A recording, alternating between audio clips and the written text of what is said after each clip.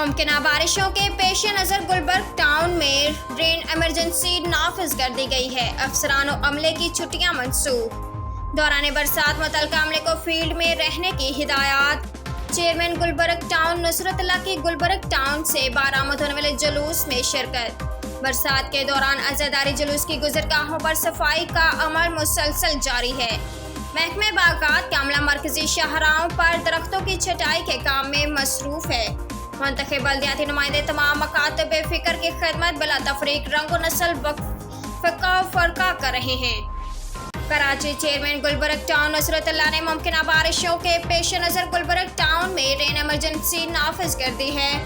افسران و عملے کی چھٹیاں منسوخ کر کے عملے کو برسات کے دوران فیلڈ میں رہنے کی ہدایات۔